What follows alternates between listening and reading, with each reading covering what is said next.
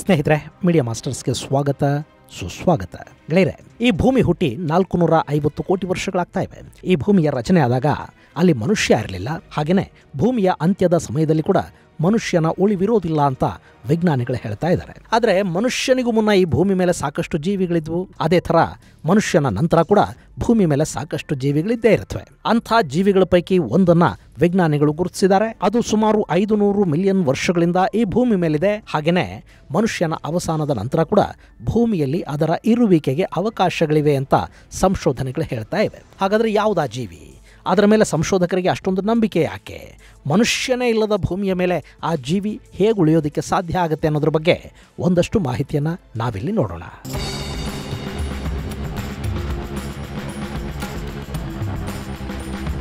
ಗೆಳೆಯರೆ, ನಮ್ಮ ಭೂಮಿ ವಿಸ್ಮಯಗಳ ಆಗರ.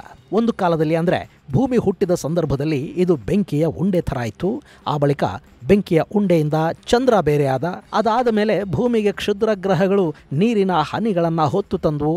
ಮಳೆಯ ಹನಿಯಂತೆ ಸುರಿದ ಕ್ಷುದ್ರ ಗ್ರಹಗಳಿಂದ ಭೂಮಿಯಲ್ಲಿ ಸಮುದ್ರ ಸಾಗರಗಳ ರಚನೆ ಆಯಿತು. ಆ ನಂತರದಲ್ಲಿ ಭೂಮಿ ನೀಲಿಗ್ರಹವಾಗಿ ಬದಲಾಯಿತು.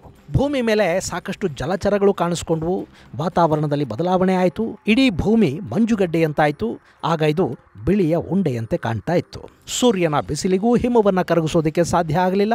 ಆಗಲೇ ಅಗ್ನಿಪರ್ವತಗಳು ಸ್ಫೋಟಗೊಂಡು ಹಿಮ ಕರಗಿ ಮತ್ತೆ ನೀರು ಭೂಮಿ ಕಾಣೋದಕ್ಕೆ ಶುರುವಾಯಿತು. ಕಾಲಚಕ್ರ ತಿರುಗಿದ ಹಾಗೆ ಭೂಮಿಯಲ್ಲಿ ಮತ್ತೆ ಸಾಧಾರಣ ವಾತಾವರಣ ನಿರ್ಮಾಣ ಆಗ್ತಾ ಹೋಯಿತು. ಸಮುದ್ರದೊಳಗಿನ ಜೀವಿಗಳ ಜೊತೆಗೆ ಉಭಯಚರಗಳು, ಸಸ್ತನಿಗಳು ಹುಟ್ಟುಕೊಂಡ್ವು. ಹಾಗೆಯೇ ದೊಡ್ಡ ದೊಡ್ಡ ಪ್ರಾಣಿಗಳು, ಜಲಚರಗಳು ಕಾಲಕ್ರಮೇಣ ಕಾಣಿಸ್ಕೊಂಡ್ವು.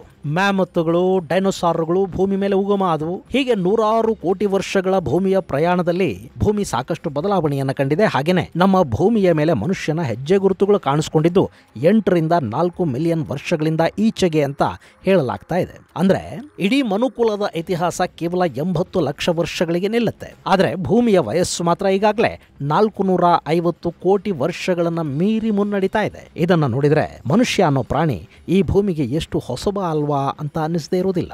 ಸೊ ಭೂಮಿಯಲ್ಲಿ ನಮಗಿಂತ ಮುನ್ನ ಜೀವಿಗಳಿದ್ವು. ಹಾಗೆ ಮನುಷ್ಯನ ಅವನತಿಯ ನಂತರ ಕೂಡ ಭೂಮಿಯ ಮೇಲೆ ಬೇರೆ ಯಾವುದಾದ್ರೂ ಜೀವಿ ಉಳ್ಕೋಬಹುದಾ ಅಂತ ಸಂಶೋಧಕರು ಹುಡುಕ್ತಾ ಇದ್ರು. ಆ ಬಗ್ಗೆ ಮಾಹಿತಿಯನ್ನ ಈಗ ಆಕ್ಸ್ಫರ್ಡ್ ವಿಶ್ವವಿದ್ಯಾಲಯದ ಪ್ರೊಫೆಸರ್ ಟಿಮ್ ಕೊಲ್ಸನ್ ಹೊರಹಾಕ್ತಾ ಇದ್ದಾರೆ. ಅವರು ನಡೆಸ್ತಾ ಇದ್ದ ಸಂಶೋಧನೆಯಲ್ಲಿ ಮನುಷ್ಯನ ನಂತರ ಈ ಭೂಮಿಯ ಮೇಲೆ ಆಧಿಪತ್ಯವನ್ನು ಸಾಧಿಸೋದು ಯಾರು, ಇಲ್ಲಿ ಉಳಿಯುವ ಯಾವ ಪ್ರಾಣಿಯಲ್ಲಿ ಹೆಚ್ಚು ಬುದ್ಧಿವಂತಿಕೆ ಇರುತ್ತೆ ಅನ್ನೋ ಪ್ರಶ್ನೆಗಳಿಗೆ ಉತ್ತರ ಸಿಕ್ಕಿದೆ. ಇಲ್ಲಿ ಕುಲ್ಸನ್ ಹೇಳ್ತಾ ಇರೋ ಪ್ರಕಾರ ನಮ್ಮ ಭೂಮಿಯಲ್ಲಿ ಮಾನವನ ನಂತರ ಆಧಿಪತ್ಯವನ್ನು ಸಾಧಿಸೋದು ಹಾಗೂ ಸಾಕಷ್ಟು ಬದಲಾವಣೆಗೆ ತೆರೆದುಕೊಳ್ಳೋದು ಆಕ್ಟೋಪಸ್ಗಳು.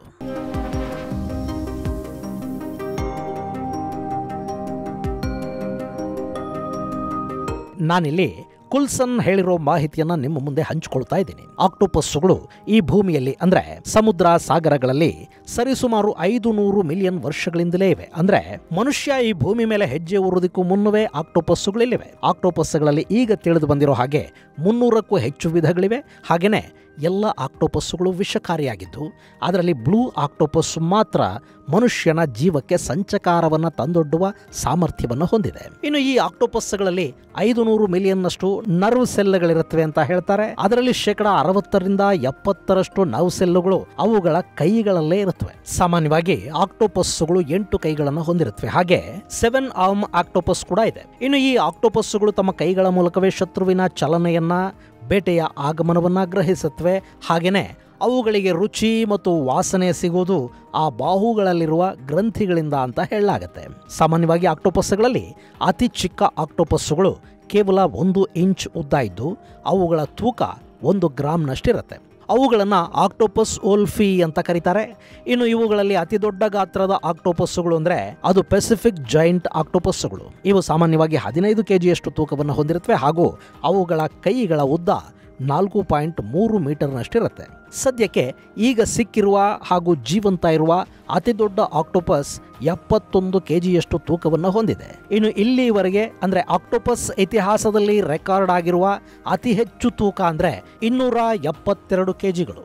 ಈ ಬೃಹತ್ ಆಕ್ಟೋಪಸ್ನ ಬಾಹುಗಳೇ 9 ಮೀಟರ್ ಅಂದರೆ 30 ಅಡಿಗಳಷ್ಟು ದೊಡ್ಡದಾಗಿದ್ವು ಅಂತ ಹೇಳಲಾಗುತ್ತೆ. ಇಂಥ ಆಕ್ಟೋಪಸ್ಗಳು 500 ಮಿಲಿಯನ್ ವರ್ಷಗಳ ಹಿಂದೆ ಅಂದರೆ 50 ಕೋಟಿ ವರ್ಷಗಳ ಹಿಂದೆ ಸೃಷ್ಟಿಯಾಗಿರಬಹುದು ಅಂತ ಹೇಳ್ತಾರೆ. ಇವು ತುಂಬಾ ತೆಳುವಾದ ದೇಹವನ್ನ ಹೊಂದಿರುವ ಕಾರಣದಿಂದ ಮೊದಲು ಇವುಗಳ ಮೇಲೆ ಕೂಡ ರಕ್ಷಣೆಗಾಗಿ ಶೆಲ್ ಕವಚಗಳಿದ್ವು. ಹೇಗೆ ಶಂಕದ ಹುಳು, ಬಸವನ ಹುಳುಗಳು ತಮ್ಮ ಸೂಕ್ಷ್ಮ ದೇಹವನ್ನು ಕಾಪಾಡಿಕೊಳ್ಳೋದಕ್ಕೆ ಕ್ಯಾಲ್ಶಿಯಂ ಶೆಲ್ಗಳನ್ನು ಹೊಂದಿರುತ್ತೋ ಅದೇ ಥರ ಆಕ್ಟೋಪಸ್ ಕೂಡ ಕ್ಯಾಲ್ಶಿಯಂ ಶೆಲ್ನ ಕವಚವನ್ನು ಹೊಂದಿತ್ತು. ಆದರೆ ಸಹಸ್ರಾರು ವರ್ಷಗಳ ಹಿಂದೆನೆ ಇವು ಶೆಲ್ನಿಂದ ಹೊರಬಂದು ಜೀವಿಸೋದಕ್ಕೆ ಶುರು ಮಾಡಿದ್ವು. ಹಾಗೆಯೇ ಶತ್ರುಗಳಿಂದ ರಕ್ಷಿಸಿಕೊಳ್ಳೋದಕ್ಕೆ ಹಾಗೂ ಬೇಟೆಯಾಡೋದಕ್ಕೆ ಇವು ವಿಶೇಷ ಕೌಶಲ್ಯವನ್ನು ಕೂಡ ಹೊಂದಿದ್ವು.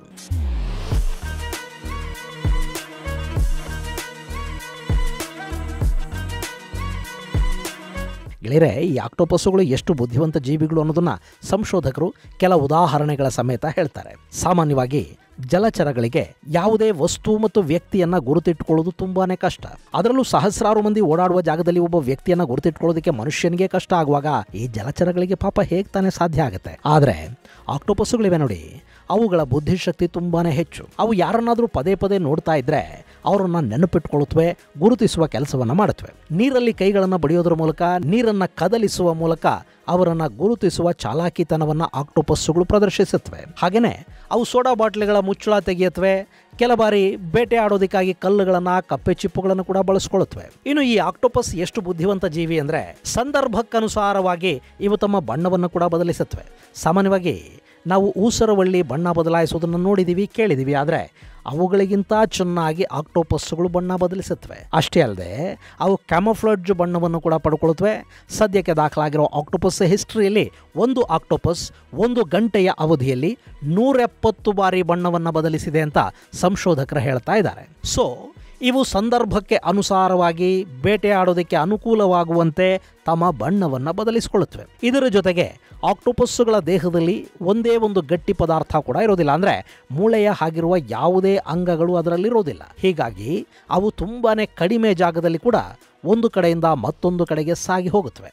ದೊಡ್ಡ ಪ್ರಾಣಿಗಳಿಂದ ರಕ್ಷಣೆ ಪಡೆಯೋದಕ್ಕೆ ಚಿಕ್ಕ ಸ್ಥಳಗಳನ್ನು ಆವರಿಸಿಕೊಳ್ಳುತ್ತವೆ. ಸಮುದ್ರದ ಆಳದಲ್ಲಿನ ಬಂಡೆಗಳಲ್ಲಿ, ಸಮುದ್ರ ತೀರದ ಕೋರಲ್ಗಳಲ್ಲಿ ಅವು ಅವಿತುಕೊಳ್ಳುತ್ತವೆ. ಇನ್ನು ಅಚಾನಕ್ಕಾಗಿ ಅಪಾಯ ಎದುರಾದರೆ ಅದರಿಂದ ತಪ್ಪಿಸ್ಕೊಳ್ಳೋದಕ್ಕೆ ಕೂಡ ಆಕ್ಟೋಪಸ್ಗೆ ಪ್ರಕೃತಿ ಒಂದು ವಿಶೇಷ ವರವನ್ನು ಕೊಟ್ಟಿದೆ. ಈ ಆಕ್ಟೋಪಸ್ಸುಗಳು ನೀಲಿ ಬಣ್ಣದ ಇಂಕ್ ಥರ ಇರುವ ಒಂದು ಲಿಕ್ವಿಡ್ ಅನ್ನು ಬಿಡುಗಡೆ ಮಾಡುವ ಸಾಮರ್ಥ್ಯವನ್ನು ಹೊಂದಿವೆ.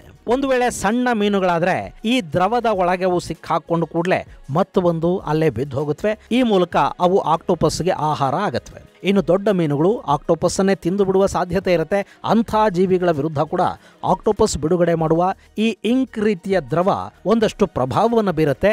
ಆ ದೊಡ್ಡ ಮೀನುಗಳು ಆಕ್ಟೋಪಸ್ ಅನ್ನು ಬಿಟ್ಟು ಜೀವ ಉಳಿದ್ರೆ ಸಾಕು ಅನ್ನೋ ರೀತಿ ಅಲ್ಲಿಂದ ಓಡ್ ಹೋಗುತ್ತವೆ. ಹೀಗೆ ಆಕ್ಟೋಪಸ್ ತನ್ನನ್ನು ತಾನು ಕಾಪಾಡಿಕೊಳ್ಳುತ್ತೆ. ಇನ್ನು ಈ ಆಕ್ಟೋಪಸ್ ಸಂದರ್ಭಕ್ಕೆ ಅನುಸಾರವಾಗಿ ವ್ಯವಹರಿಸುವ ಕಲೆಯನ್ನು ಹೊಂದಿದೆ ಅನ್ನೋದು ಆಕ್ಸ್ಫರ್ಡ್ ವಿಜ್ಞಾನಿಗಳ ವಾದ. ಹೀಗಾಗಿನೇ ಮುಂದಿನ ದಿನಗಳಲ್ಲಿ ಇದು ನೀರಿನಿಂದ ಹೊರಬಂದು ಭೂಮಿಯ ಮೇಲೆ ಜೀವಿಸುವ ಸಾಧ್ಯತೆ ಇರುತ್ತೆ. ಅದು ವಾತಾವರಣದಲ್ಲಿನ ಗಾಳಿಯನ್ನು ನೇರವಾಗಿ ಉಸಿರಾಡುವ ಸಾಮರ್ಥ್ಯವನ್ನು ಬೆಳೆಸ್ಕೊಳ್ಳುತ್ತೆ. ಅಷ್ಟೇ ಅಲ್ಲದೆ ಇದು ಭೂಮಿಯ ಮೇಲೆ ಸಹಸ್ರಾರು ವರ್ಷಗಳ ನಂತರ ಜೀವಿಸುವ ಅತಿ ಬುದ್ಧಿವಂತ ಜೀವಿ ಕೂಡ ಆಗಿರಬಹುದು ಅನ್ನೋದು ಆಕ್ಸ್ಫರ್ಡ್ ವಿಜ್ಞಾನಿಗಳ ಸಂಶೋಧನೆಯಲ್ಲಿ ಗೊತ್ತಾಗ್ತಾ ಇದೆ. ಇಲ್ಲಿ ವಿಜ್ಞಾನಿಗಳು ಆಕ್ಟೋಪಸ್ ಮಾತ್ರ ಇರುತ್ತೆ ಅಂತ ಹೇಳ್ತಾ ಇಲ್ಲ, ಬದಲಾಗಿ ಭೂಮಿಯ ಮೇಲುಳಿಯುವ ಜೀವಿಗಳ ಪೈಕಿ ಅತ್ಯಂತ ಚುರುಕಿನ ಹಾಗೂ ಬುದ್ಧಿಮತ್ತೆಯ ಜೀವಿಯಾಗಿ ಕಾಲಕ್ಕೆ ತಕ್ಕ ಹಾಗೆ ಬದಲಾಗ್ತಾ ಆಕ್ಟೋಪಸ್ ಅನ್ನೋದು ಹೆಚ್ಚು ದಿನಗಳ ಕಾಲ ಉಳಿಯುತ್ತೆ ಅಂತ ಅವರು ಹೇಳ್ತಾ ಇದ್ದಾರೆ.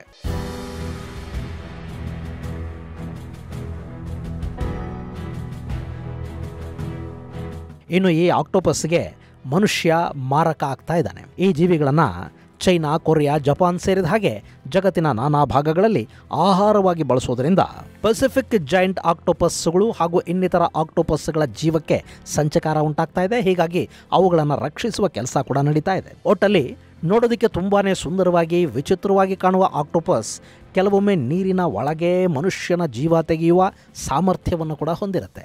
ಅಂಥ ಜೀವಿ ಹೊಸತನವನ್ನು ಅಳವಡಿಸಿಕೊಳ್ತಾ ಮನುಷ್ಯನ ನಂತರ ಕೂಡ ಈ ಭೂಮಿಯ ಮೇಲೆ ಬಹಳಷ್ಟು ವರ್ಷಗಳ ಕಾಲ ಇರುತ್ತೆ ಅನ್ನೋ ಲೆಕ್ಕಾಚಾರಗಳನ್ನು ಸಂಶೋಧಕರು ಕೊಡ್ತಾ ಇದ್ದಾರೆ. ಈ ಮಾತು ಎಷ್ಟು ನಿಜ ಆಗುತ್ತೋ, ಎಷ್ಟು ಸುಳ್ಳಾಗುತ್ತೋ ಕಾಲನೇ ಉತ್ತರಿಸಬೇಕು.